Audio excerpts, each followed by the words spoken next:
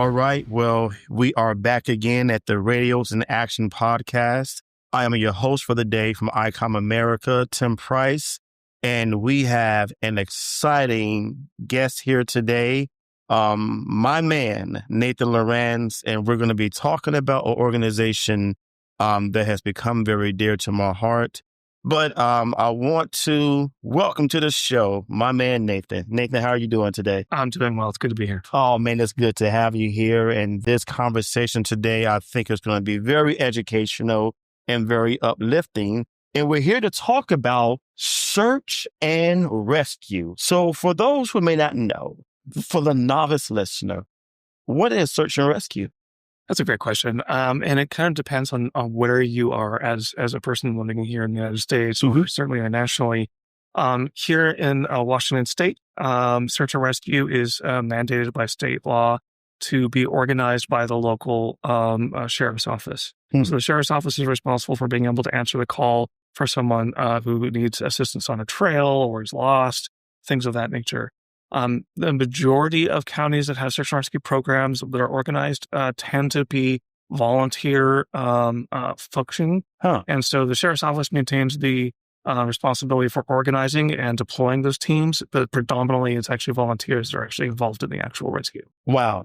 A whole lot in that answer to where I have questions all over the place. Excellent. But before we get there, what's a follow-up question? What's your role in the organization? Yes, I'd like to say I'm a volunteer. I wear many hats within the organization between organizational administrative leadership, leadership in the field on actual operational missions. But what I embrace is being that volunteer who can just answer the call. So whatever the need of the given mission is or the given process that we're doing, I can fit in however it's most appropriate. Wow. So just being in leadership and being interchangeable, it really, really ensures that you're just doing what you have to do to take care of the business, which is really good. Now, you mentioned a couple of times the term volunteer. Yes. The term volunteer. So how many volunteers will you say you have? And then a follow-up question to that, what kind of sacrifices do these volunteers make to be a part of the organization? Great questions. So our volunteers, we have about 400 active search and rescue volunteers here in King County alone, here in Washington. That's divided up amongst 9 organizational units that have specialties and functions. So, for example, our 4x4 search and rescue team focuses on transport, logistics, communications, search dogs, horseback teams, etc. And so each of those focuses, all of those units are populated with volunteers. And all of the volunteers that go into the field are registered emergency workers with the state of Washington through the sheriff's office. So we all have training standards that we have to meet before we can go on our first mission. We have to meet some federal guidelines as well, and then be able to articulate those skills, demonstrate those skills with proficiency before we can go on the first mission. So there's a lot of front end work to get to that point. And to kind of answer your question around sacrifices, it's that continual level of training that's involved. And then it's 24/7, 365 days a year.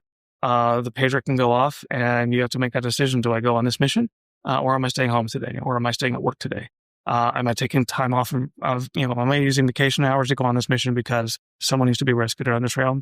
Those are the types of decisions that each and every one of our volunteers is making every time the pager goes off. So in other words, a mission or emergency doesn't have respect for family time or work hours, right? Not really. And kind of understandably so. When someone encounters themselves in a situation, which can be as simple as tripping over a tree root on a trail, and now you have a leg injury. I mean, that unexpectedness of the need to call for help is the same thing we face in all the other types of emergencies that we have, in the real world. So you never know when something's going to happen, but we always expect we can grab my phone, call 911, and someone's going to be responding to come out and assist me. Well, the answer is yes, we are going to come out and assist you, but the time it took for you to hike into wherever it is you're at, it's going to take us that long to get there as well. So It's not as fast as just calling an ambulance. And all this is very intriguing. And of course, we're going to get to radio eventually, right? Yes. But just getting the backdrop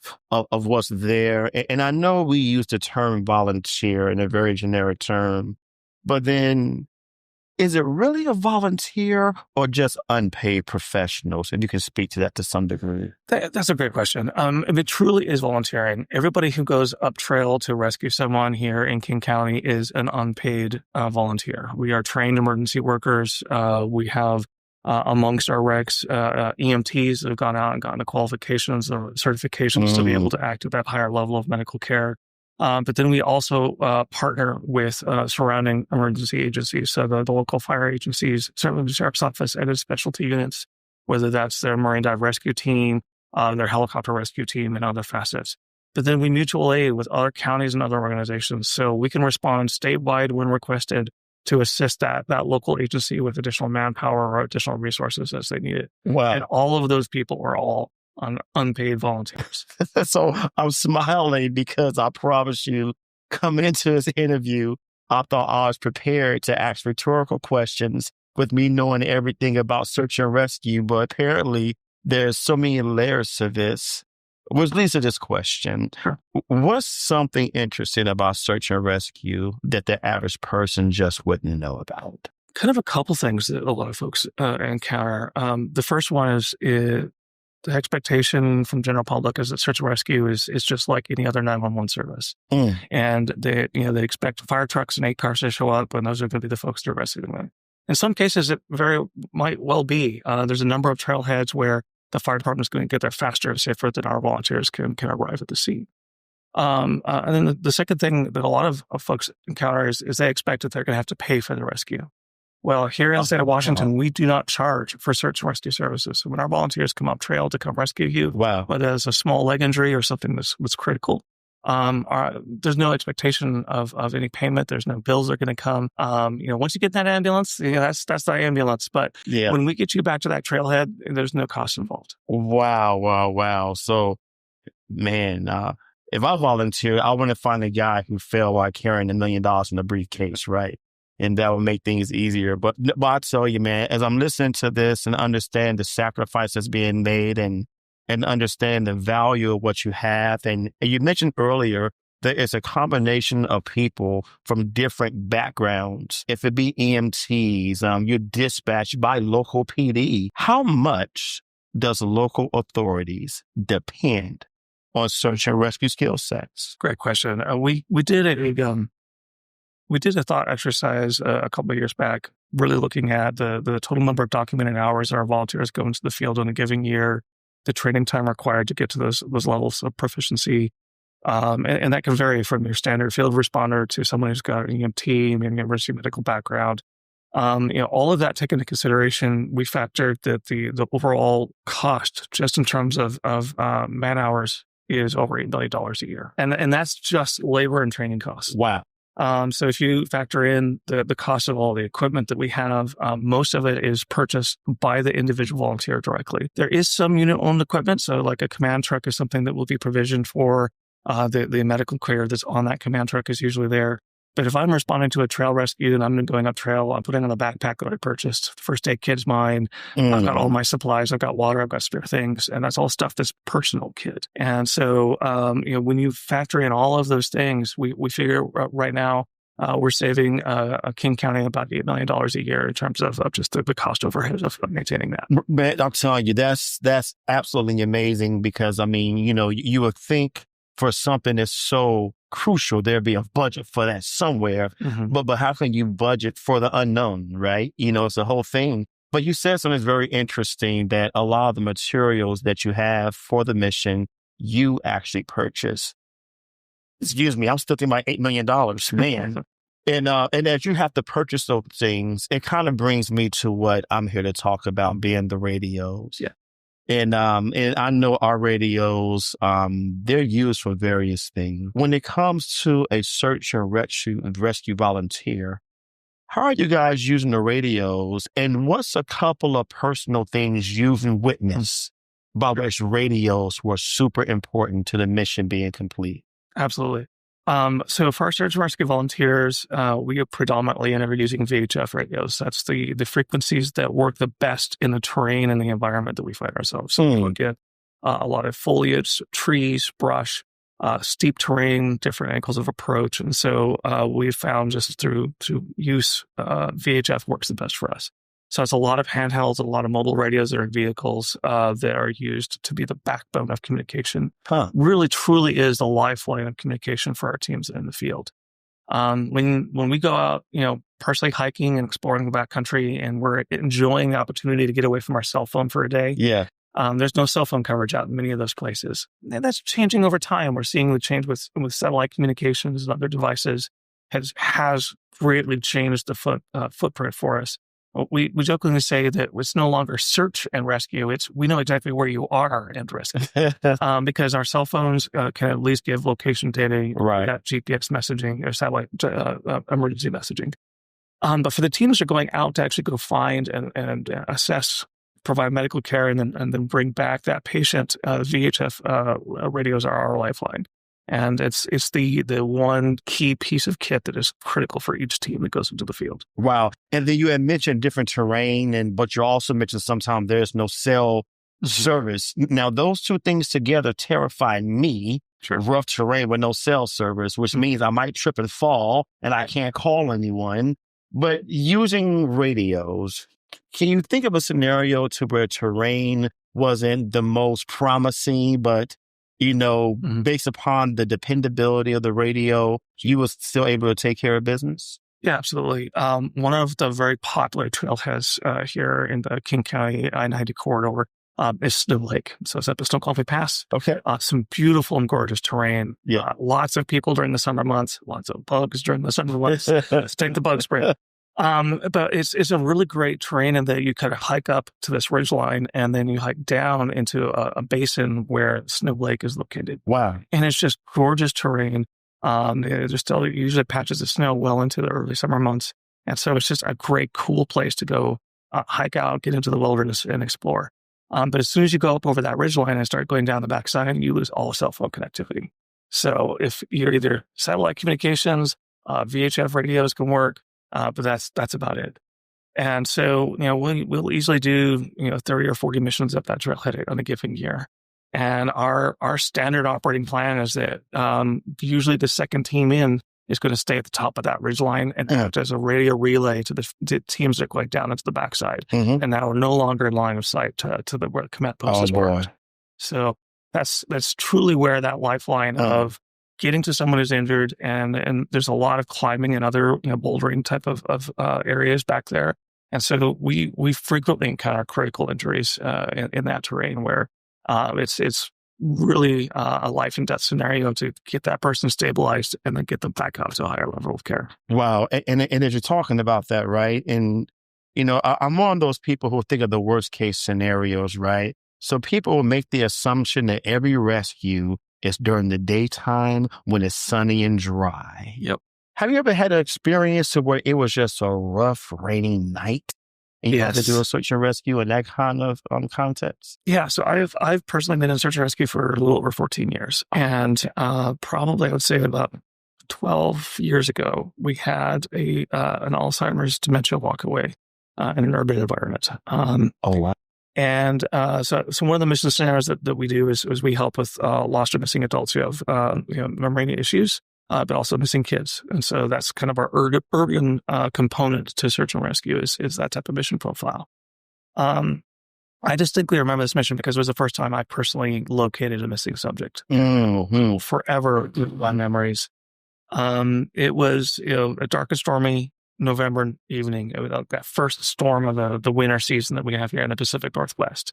And so that's temperatures in the 40s or lower, windy and gusty, usually 20, 30 miles an hour winds. Mm. It's raining sideways, and it's those big raintops.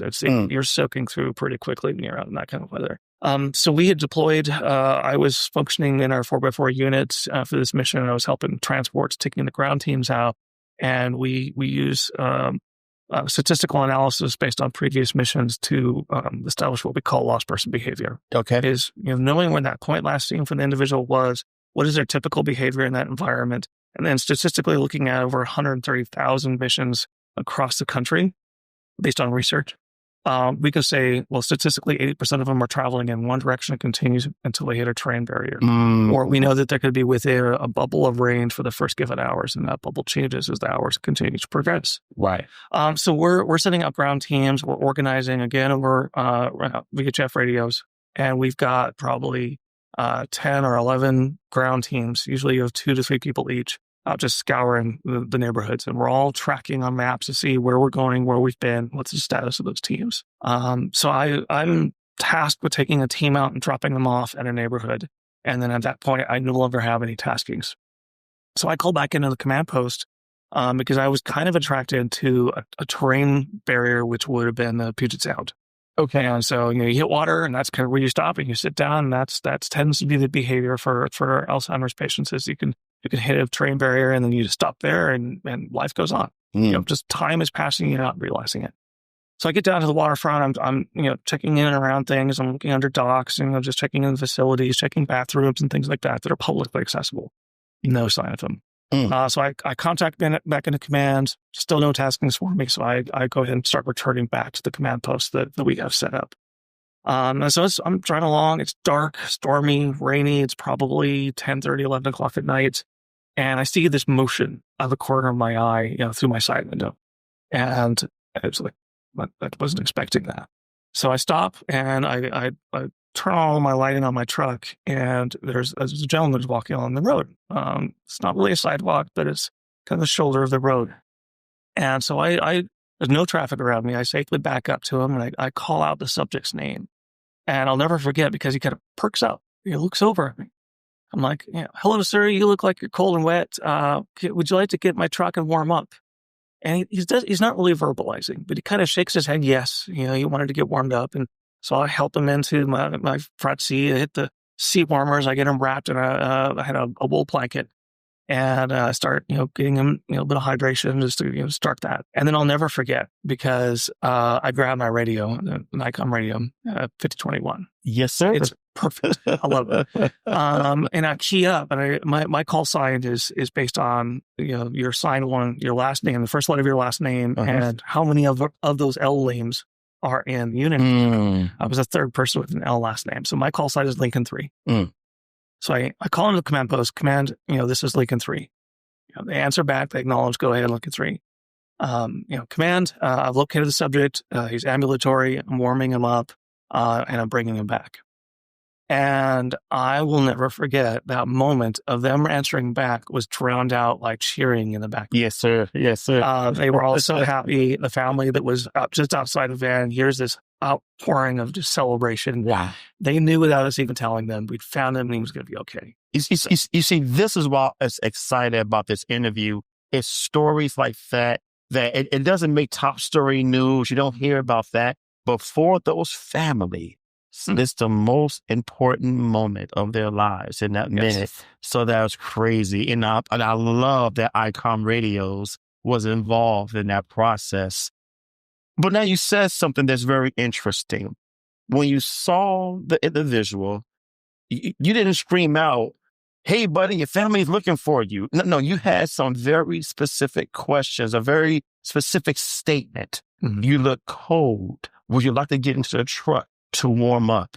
Is that something that comes natural, or is there specific training that search and rescue volunteers go through? And if so, how many hours of training do you think is involved? Great question. And there's kind of 2 aspects of that, at least for me personally. The first aspect to it is that I lost my mom to Alzheimer's. So I was very familiar with the journey that the family is taking in terms of the decline of that parental figure or that family member, in terms of how to interact with them and whatnot. Many of us in search and rescue have had similar scenarios or situations, or know of them. And so there's been some work over the last number of years to actually put on some trainings around working with nonverbal low functioning or Alzheimer's, dementia. There's a range of different scenarios that can kind of come into play, both for youth, young adults, and certainly the older adult generations that we look at. There's a number of reasons why someone may be out walking around confused and not know where they're at or what's going on. When we see, for example, the gentleman that I found, he only thought he'd been out for a few minutes. he thought he was still walking the square around his block, and he'd been out for hours. Wow. So hypothermia was setting in, and he was not doing so hot. And so we were really racing the clock to find him and be able to get him care. And so as part of that, we're kind of looking at it through the lens of like, how would I talk to my parent and to give them encouragement that you're safe. We're going to get you someplace better. We're going to get you warmed up, and things like that. Wow, man. And then you mentioned that when you keyed up and you got back to home base, you heard the cheers. Yeah.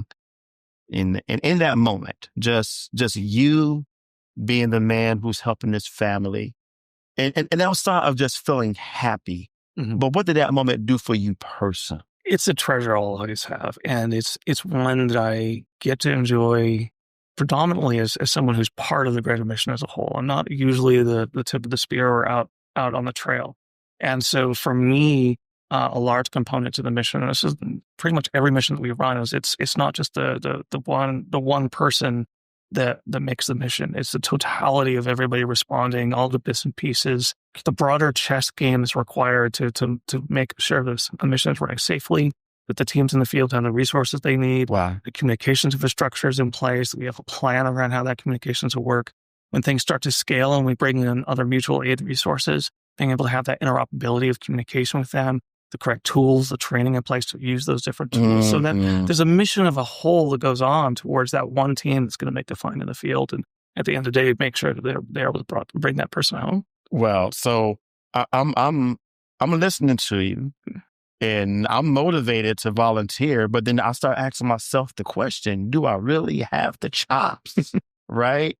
But in all seriousness, this seems like something that people who has a heart for this gets involved with, and they understand the sacrifice, they understand the commitment. And you mentioned earlier that the emergencies has no respect to your time. Yep. Was there a time where you, for example, just had to go on an emergency? I don't want to say at a very unopportune time, but it was a time to be a family, David. Yeah, there's been a fair number of them, but I will distinctly remember it was Thanksgiving evening one time. I believe this was going to be there's a trailhead that is just off of Snoqualmie Pass, Denny Creek trailhead. And there's a very well-known waterfall that during the winter months tends to freeze over. Oh, and so it's gorgeous. It's beautiful to behold. There's also slippery trails. And in some cases, that road isn't maintained or plowed because it's a closed area for vehicle traffic. So I will distinctly remember being in the command post. I think I drove in one of the command vehicles out there. And so I'm just helping with logistics around base camp. And whatever other volunteers pulls out with a bag full of McDonald's cheeseburgers.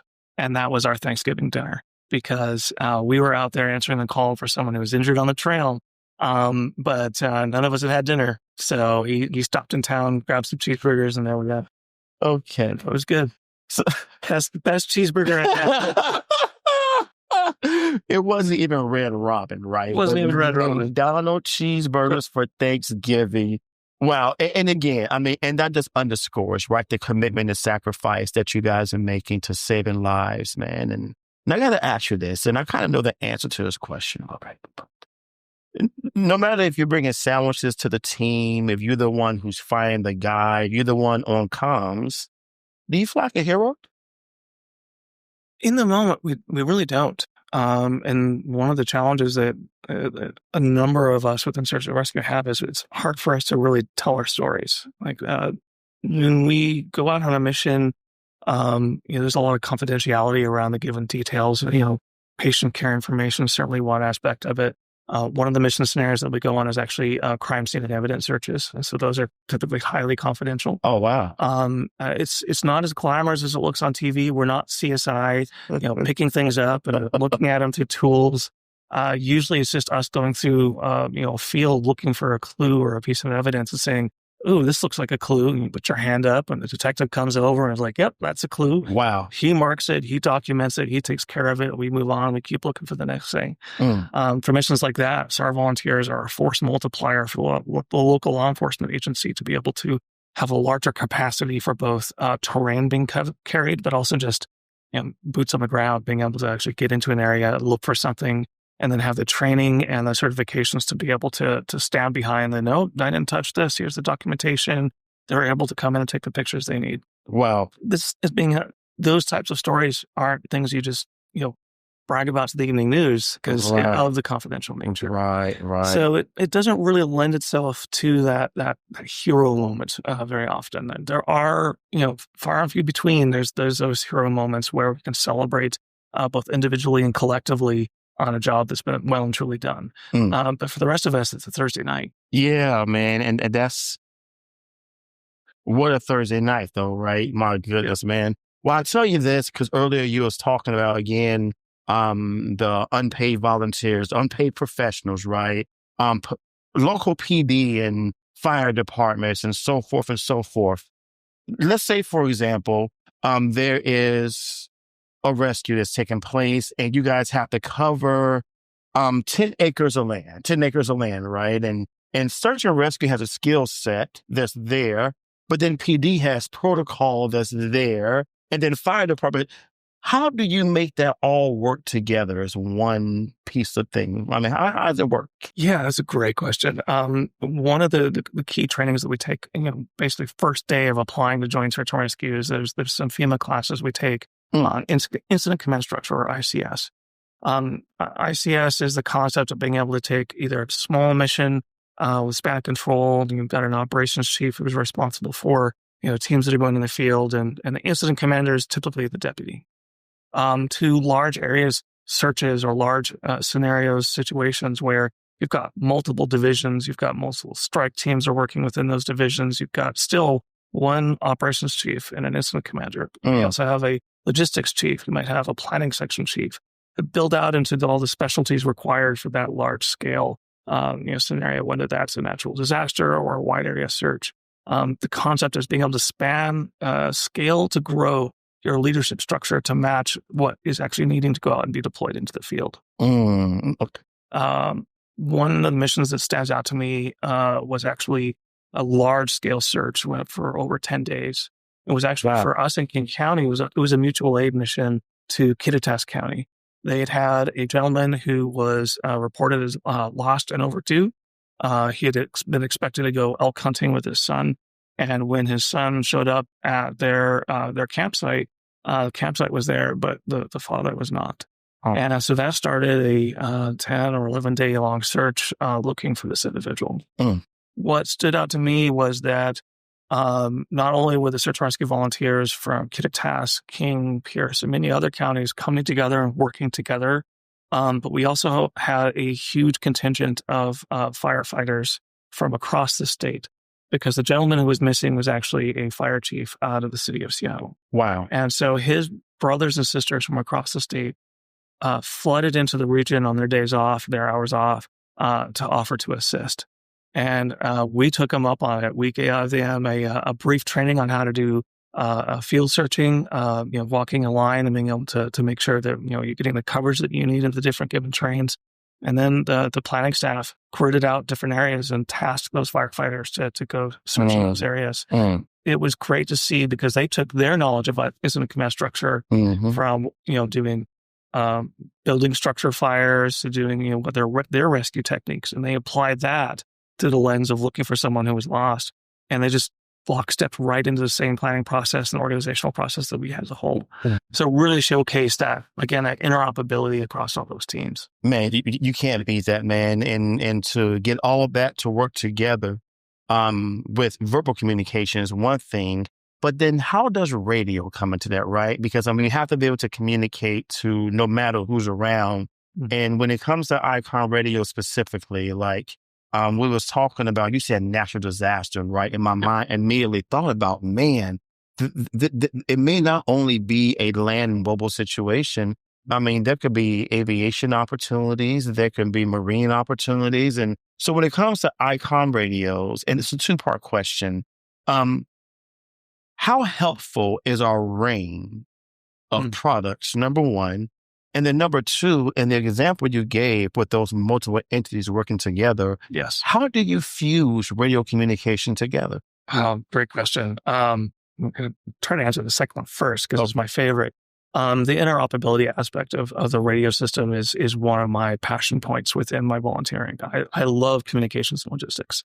And nationally, after one of the really bad hurricanes that hit our country, there was established the National Interoperability Frequency Guide, I believe is what it stands for. It's NIFOG.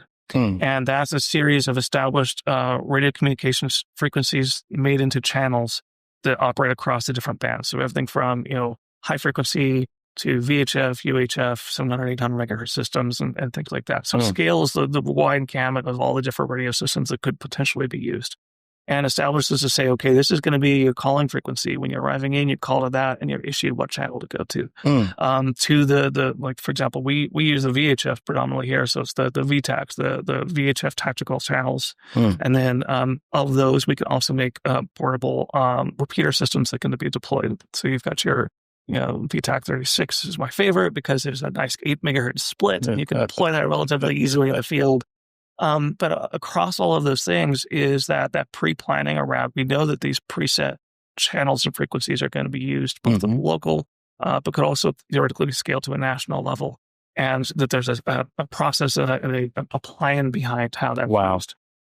And then in that vein, in line with what NIFOG kind of establishes, the state of Washington with the Department of Emergency Management has licensed a number of frequencies that we call the state SAR frequencies.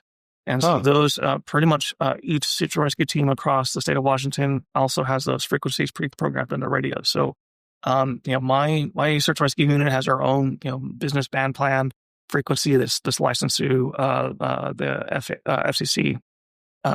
We can use that on a mission if we wanted to, but we typically go use one of the state SAR frequencies. And if other teams, other agencies come in to help us, they know how and where and when to be able to communicate. Wow.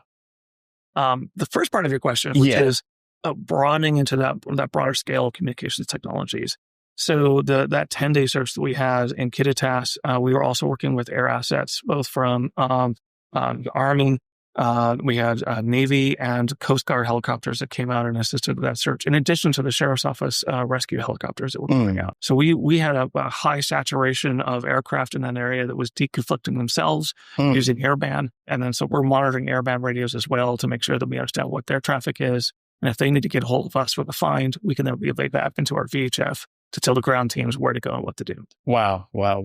Well, man, I'm just so happy that Icom has such a vast catalog of things to do and just that we can be a part of the great work that you guys are doing, my man. So I take my hat off to you, the whole organization.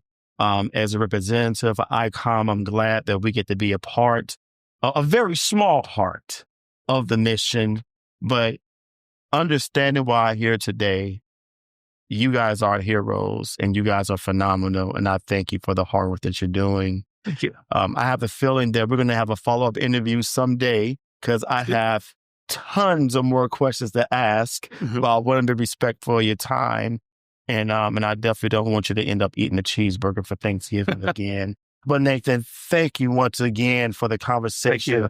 And thank you for being so accommodating. Absolutely. Anytime. All right. Well, again, Radios in Action, and you heard about the great action that Search and Rescue is doing here and the ways that Icom has been beneficial to them. And hopefully you learned something new that you didn't know before. So we'll see you guys next time. Have a good day.